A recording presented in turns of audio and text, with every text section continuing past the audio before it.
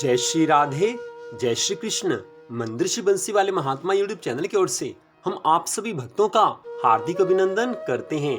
आज हम आपको सुनाने जा रहे हैं श्रीमद् भागवत महापुराण के 7वें स्कंद के 9वें अध्याय की परम पावन कथा। इस अध्याय का नाम है प्रहलाद जी का राज्याभिषेक। बोल श्री राधा कृष्ण भगवान की जय। बोल श्रीमद् भागवत महापुराण की जय। पिछले अध्याय की कथा में आपने सुना था कि प्रहलाद जी महाराज भगवान श्री नरसिंह जी की सुंदर स्तुति करते हैं। अब उससे आगे की कथा देवऋषि नारद जी आगे कथा सुनाते हुए धर्मराज युधिष्ठिर से कहने लगे हैं कि हे महाराज, प्रहलाद जी ने बालक होने पर भी यही समझा कि मैं प्रभु से वरदान मांगूं तो क्या मांगूं। वरदान मांगना प्रेम भक्ति का विघ्न है। इसलिए कुछ मुस्कुराते हुए वे भगवान से कहने लगे हैं। प्रहलाद जी महाराज श्री नरसिंह भगवान जी से कहने लगे हैं, हे प्रभु, मैं जन्म से ही विषय भोगों में आसक्त हूँ। अब मुझे इन वरों के द्वारा आप लुभाइए नहीं। मैं उन भोगों के संग से डरकर उनके द्वारा होने वाली तीव्र वेदना का अनुभव कर उनसे छूटने की अभिलाषा से ही आपकी शरण में आया हूँ। अब मुझे भोग विलास की इच्छा नहीं है।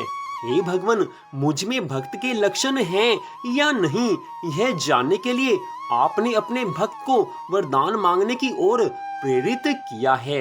ये विषय भोग हृदय की गांठ को और भी मजबूत करने वाले तथा बार बार जन्म मृत्यु के चक्कर में डालने वाले हैं। हे जगत गुरु, परीक्षा के सिवा ऐसा कहने का और कोई कारण नहीं नजर आता, क्योंकि आप परम दयालु हैं। अपने भक्त को भोगों में फंसाने वाला वर कैसे दे सकते हैं।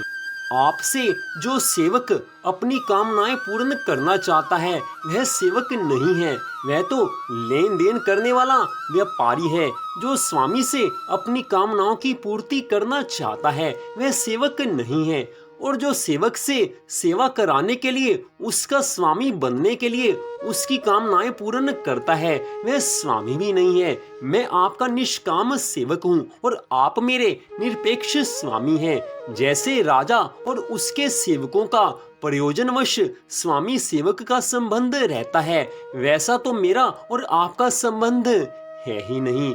हे मेरे वरदायनी शिरोमणि स्वामी, यदि आप मुझे मुंह मांगा वर देना ही चाहते हैं तो मेरे को आप यह वर दीजिए कि मेरे हृदय में कभी भी किसी कामना का बीज अंकुरित ही ना हो।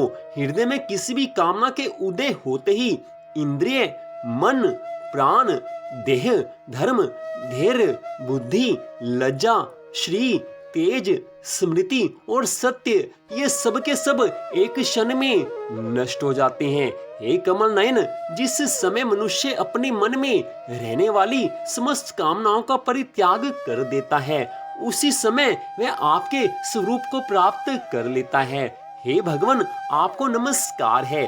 हे प्रभु, आप सबके हृदय में विराजमान रहने वाले उदार शिरोमणि स्वयं परब्रह्म परमात्मा है। अद्भुत नरसिंह रूपधारी श्री हरि भगवान के चरणों में मैं बारंबार प्रणाम करता हूँ। प्रहलाद जी महाराज आज बड़ी सुंदर स्तुति करते हुए भगवान से अपने मन की सब बात कह रहे हैं। उनके मन में एक ही भाव है कि मेरा मन ठाकुर जी की भक्ति में सदा लीन रहे।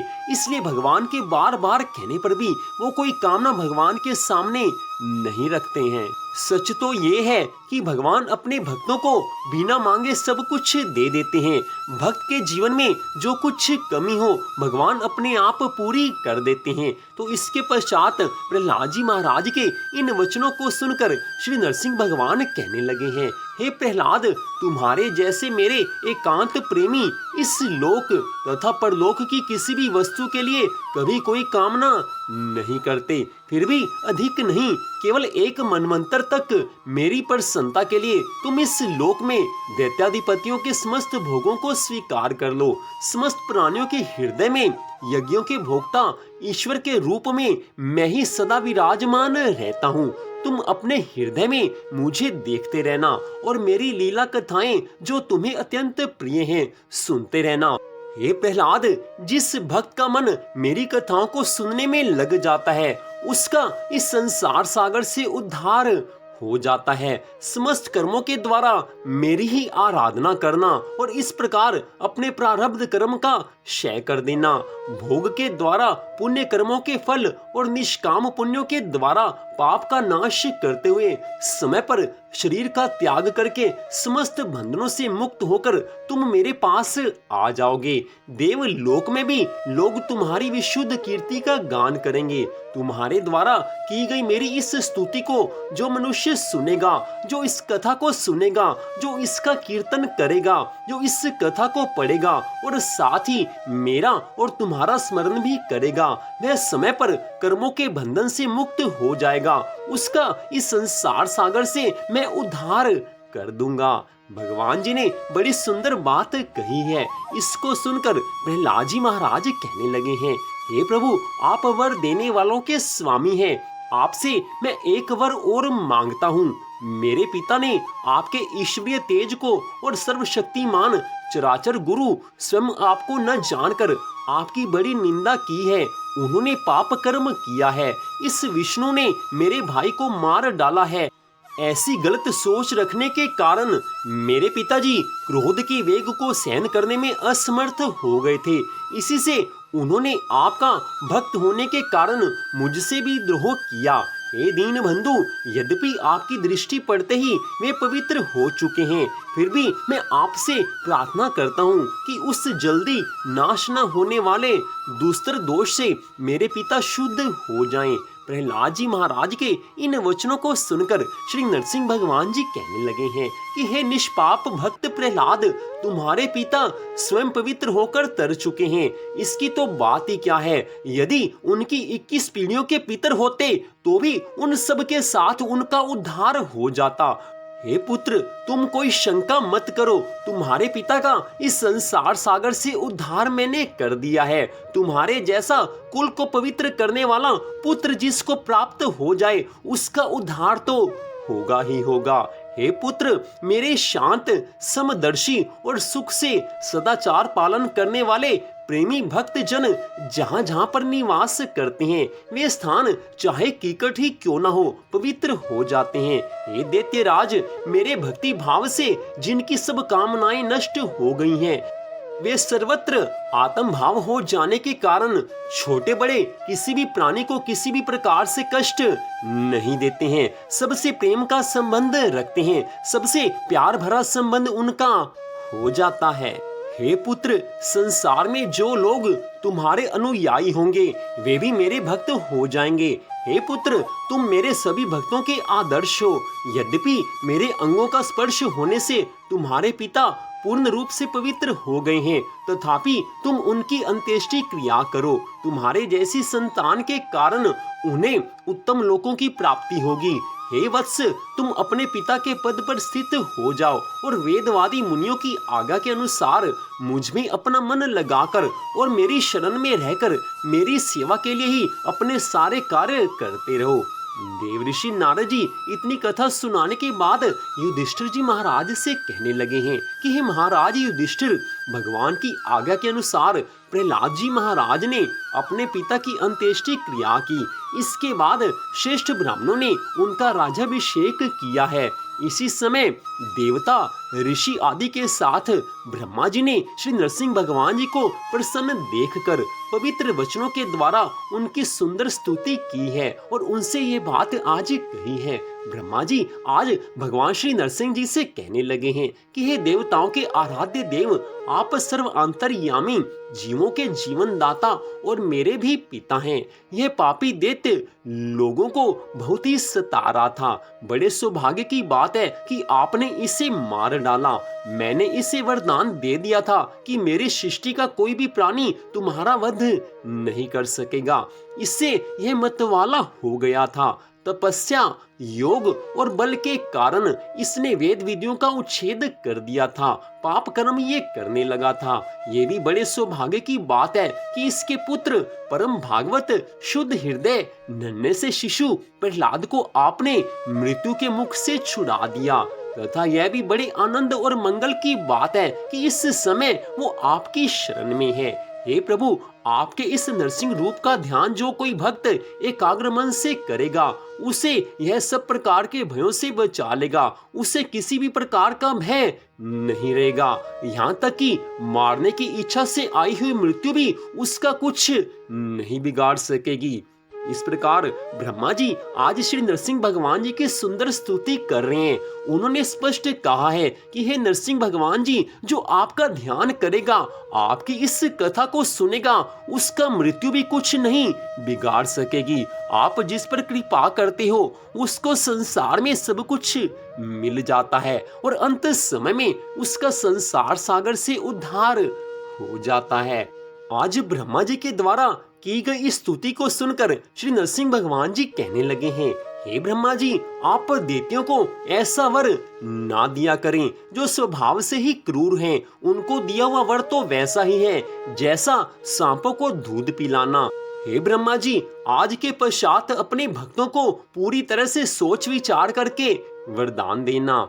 इतनी कथा सुनाकर देवऋषि नारद जी कहने लगे हैं, हे धर्मराज युधिष्ठिर, श्री नरसिंह भगवान द्वारा इतना कहने के पश्चात और ब्रह्मा जी के द्वारा की गई पूजा को स्वीकार करके आज श्री नरसिंह भगवान जी वहां से अंतर ध्यान हुए हैं। समस्त प्राणियों के देखते ही अदृश्य हुए हैं। इसके पश्चात प्रहलाद जी महाराज ने भगवत स्वरूप श्री ब्रह्मा जी की साथ में भगवान शंकर की तथा प्रजापति और देवताओं की पूजा करके उन्हें साष्टांग प्रणाम किया है। उस समय शुक्राचार्य जी महाराज आदि मुनियों के साथ ब्रह्मा जी ने प्रहलाद जी को समस्त दानव और दैत्यों का अधिपति बना दिया। फिर ब्रह्मा आदि देवताओं ने प्रहलाद जी महाराज का अभिनंदन किया है और उन्हें शुभ आशीर्वाद दिया है। प्रहलाद जी महाराज ने भी यथा योग्य सबका सत्कार किया है और वे लोग अपने अपने लोकों को चले गए हैं। इतनी कथा सुनाने के बाद देवऋषि नारद जी राजा युधिष्ठिर से कहने लगे हैं कि हे धर्मराज, इस प्रकार भगवान के वे दोनों पार्षद जय और विजय दिति के पुत्र दैत्य हो गए थे। वे भगवान से वैर भाव रखते थे। उनके हृदय में रहने वाले भगवान ने उनका उद्धार करने के लिए उन्हें मार डाला। ऋषियों के शाप के कारण उनकी मुक्ति नहीं हुई।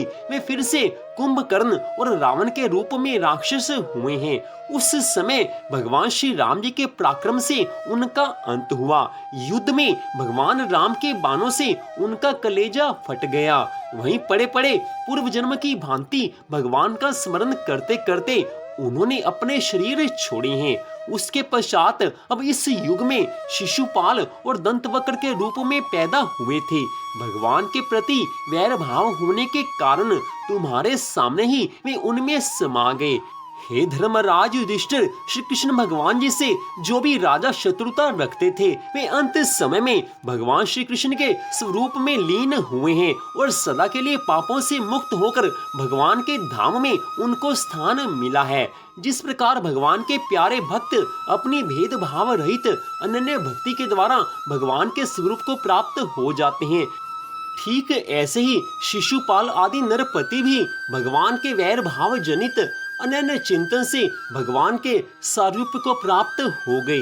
हे धर्मराज, तुमने मुझसे पूछा था कि भगवान से द्वेष रखने वाले शिशुपाल आदि को भगवान के स्वरूप की प्राप्ति कैसे हुई। उसका उत्तर मैंने तुम्हें दे दिया। बड़ी सुंदर कथा का वर्णन आज देवऋषि नारद जी ने धर्मराज युधिष्ठिर से किया है। आप ध्यान दें कि ये कथा श्री सुखदेव जी महाराज राजा परीक्षित को सुना रहे हैं। उसी प्रसंग में देवऋषि नारद जी ने इस कथा को धर्मराज को सुनाया है। इस कथा में बड़ा सुंदर भाव आता है कि भक्त को भगवान के सामने कोई कामना नहीं रखनी चाहिए। प्रहलाद जी महाराज से बार बार श्री नरसिंह भगवान कह रहे हैं कि कोई वरदान मांग लो, लेकिन प्रहलाद जी महाराज ने भगवान से कोई वर नहीं मांगा है। केवल यही कहा है कि मेरा मन सदा आपके चरणों में लगा रहे। लेकिन उन्होंने भगवान से संसार के सुख साधनों का कोई वरदान नहीं मांगा, परंतु भगवान ने उन्हें सब कुछ दिया है। यहीं से शिक्षा मिलती है कि हम भगवान की भक्ति करते हैं, पूरी श्रद्धा भावना से भगवान की भक्ति करनी चाहिए, लेकिन भगवान से कुछ मांगना नहीं चाहिए। भगवान बिना मांगे ही अपने भक्तों की सारी मनोकामनाओं को पूरा कर देते हैं।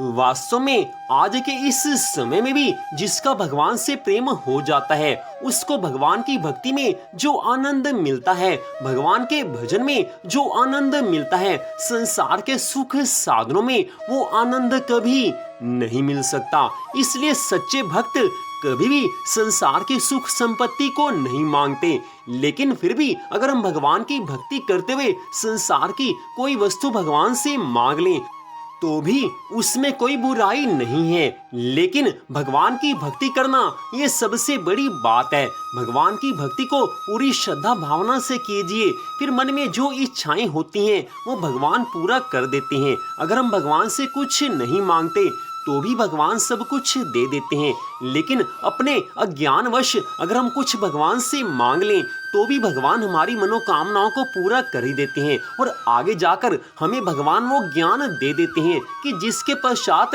हमें भगवान से कुछ मांगने की आवश्यकता नहीं रह जाती। तो यहीं पर श्रीमद् भागवत महापुराण के 7वें स्कंद के 9वें अध्याय की कथा का विश्राम होता है। मंदिर श्री बंसी वाले महात्मा यूट्यूब चैनल की ओर से इस कथा को आपने सुना। आपसे निवेदन है कि हमारे इस चैनल को आप सब्सक्राइब कर लीजिए ताकि भगवान की अन्य सभी कथाओं को आप सुन सके।